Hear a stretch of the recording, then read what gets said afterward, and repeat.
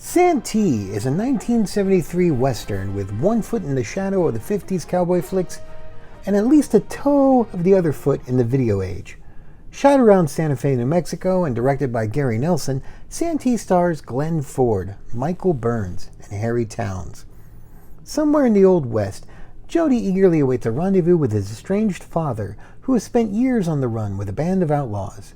The two reunite shortly before a bounty hunter named Santee catches the gang and dispatches them right before Jody's eyes. Jody vows to kill Santee in revenge. Santee invites the boy to his ranch, where the boy grows to appreciate the retired lawman. The local sheriff tells Santee that the Bannon gang, the ones who killed Santee's son, are rumored to be heading toward their town. The gang arrives and meets the sheriff, who is only 1 week away from retirement. But Santee's promised to put his guns away. Will Santee keep his promise? Will Jody keep his? Who ends up in a pine box? Santee offered something old and something new. The old was a Western, one of Hollywood's most reliable genres, from the silent era to the TV age, a genre whose box office power began to decline in the 1960s. In 1969, documentarian Dino Paoli received the script for Santee. He partnered up with Edward Platt, a prolific film and television actor who at the time was completing his final season on the satirical spy TV series Get Smart. Platt was a fan of classic westerns himself. The production team was also investing in something new.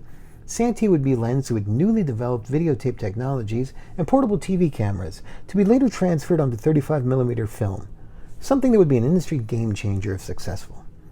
Santee is 9/10 of a 1950s Western, where it was obvious who the good guys and the bad guys were. There's a final swerve in the film that feels more 1970s and throws the rest of the movie off for it.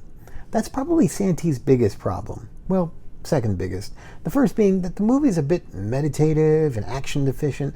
It's more interested in exploring the inheritance that gun-toting fathers leave behind. The film is bookended by two decent gunfights: the stalking of the Deeks gang after the opening credits, and the saloon showdown against the Bannon gang starting after minute 82. They establish how formidable Santee is at hunting down entire gangs by himself. And at least the stunt work's more convincing than the blood work. But for all its gunplay, Santee's too traditional to describe as an exploitation film. Its content is equivalent to PG-13, with only the occasional splotch of red to infringe on television broadcast standards. It does, however, have some good performances, aided by script work from Thomas Blackburn, writer of some of Disney's most successful westerns. Brian Keith was originally cast as Santee, but he had to bow out to be in his own TV show, so the role went to Glenn Ford, who had worn his share of 10-gallon hats.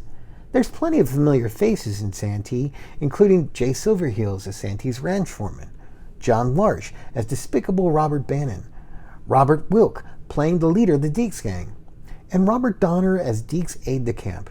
Donner would also be on screen that summer in Clint Eastwood's High Plains Drifter. Ultimately, shooting on videotape posed some problems in the hot and dry New Mexico environment. Even with night and interior shots, the daily footage left a lot to be desired. The production switched back to celluloid midway through the shoot. According to cinematographer Donald M. Morgan, only one of the video scenes made it in the final cut. Crown International Pictures picked up Santee for distribution, but couldn't stop it from being a box office dud. Ed Platt's gamble on Santee cost him dearly, and would be his only credit as a film producer. He died a year later. Paoli fared better, eventually producing and even directing several westerns and other genre films through the 70s and 80s. Donald Morgan would have better luck collaborating with director John Carpenter. From there, he would set on what would become a long and celebrated career. Director Gary Nelson would go on to direct Disney's first PG-rated film, the sci-fi cult classic The Black Hole. Santee was made at least 20 years too early, before video technology caught up with feature film expectations. Santee was also at least 10 years too late, embracing the tropes that the westerns of the 60s and 70s were questioning.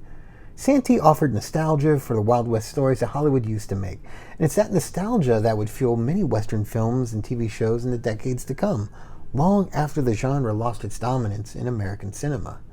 So, if you enjoyed those kinds of stories, Santee should go down smooth for you, especially with an old hand like Glenn Ford on the rifle.